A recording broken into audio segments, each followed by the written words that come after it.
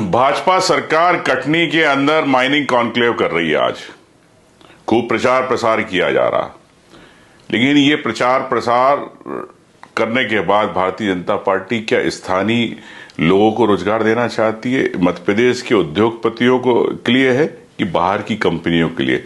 सरकार इसके अंदर छुप बैठी है।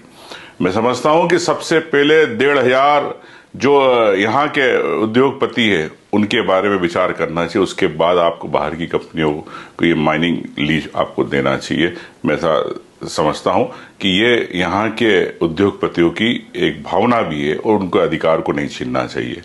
रही बात माइनिंग लीज, तो अपनी जगह, कॉन्क्लेव अपनी जगह। क्या सरकार कई ऐसे मुद्दे हैं जो माइनिंग से जुड़े हुए, उस पर चुप क्यों बैठी है? पेशा कानून, आदिवासी क्षेत्र के अंदर पेशा कानून के तहत आपको परमिशन लेनी है ग्राम सभा की। ग्राम सभाओं की कि आदिवासी क्षेत्र के अंदर आप सरकारें परमिशन ले रही है? भारतीय जनता पार्टी घर बिना मुआवजे के आप उनके उजाड़े जा रहे हैं। उन आदिवासियों घर के बारे में क्या सरकार क्या कहना चाहती? मैं समझता हूं कि इसके अंदर सरकार चुप बैठी। रेत माफिया पूरे प्रदेश के अंदर सक्रिय है। कई हजारों करोड़ की रेत निकाली जा रही है। सीएजी की रिपोर्ट आई। सीएजी की रिपोर्ट के अंदर 2023 में स्पष्ट लिखा है कि 90% पैसा अवैध खनन से की रॉयल्टी का सरकार को नहीं मिलता।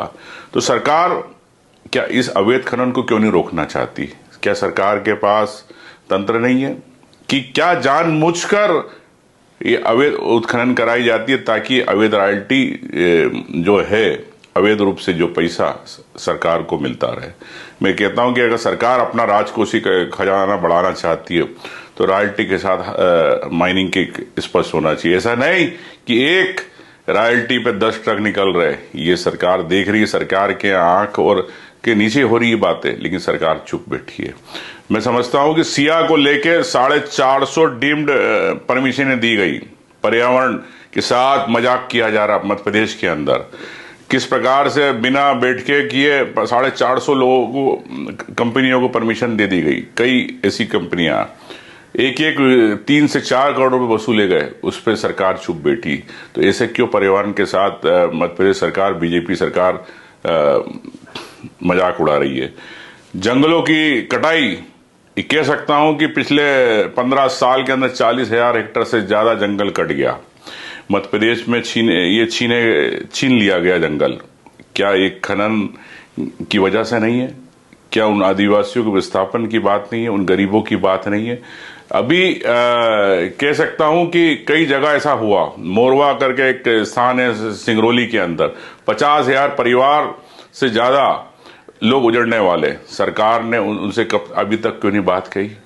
क्या आप क्या अडानी या अन्य वहां की बड़ी कंपनियों को आप देना चाह रहे हो, लेकिन 50,000 उन परिवारों की बात नहीं करना चाहते? तो ये सरकार है जो खुलेआम अवैध उत्खनन के इस माफिया को बढ़ावा देना चाहती। कॉन्क्लेव के अंदर मैं कहना चाहता हूं डीएमए फंड की बात भी करना है। डिस्ट्रिक्ट मिनरल फंड 10 साल के अंदर 13,000 करोड़ से ज्यादा पैसा आया, रॉयल्टी का आया।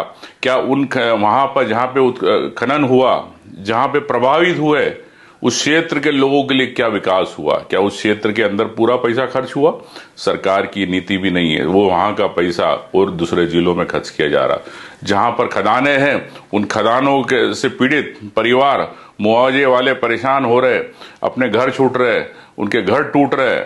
तो उनके बारे में आप नहीं सोचना। ना उनके पास पानी की व्यवस्था, ना रहने की व्यवस्था, ना स्कूल की व्यवस्था, ना अस्पताल की व्यवस्था। तो इतनी निर्मम सरकार है ये मोहन यादव की सरकार। मैं कहना चाहता हूं अंतिम में, जनता के दर्द पर भाजपा का खनिज उत्सव है ये इससे बड़े दुख की बात नहीं हो सकती। सरकार को इन बिंदुओं पे विचार करना चाहिए, क्योंकि जिस प्रकार से सरकार बड़ा उत्सव प्रचार प्रसार के साथ खनिज को लेकर माइनिंग कॉन्क्लेव कर रही है, क्या इन बिंदुओं पर सरकार अपनी बात रखेगी?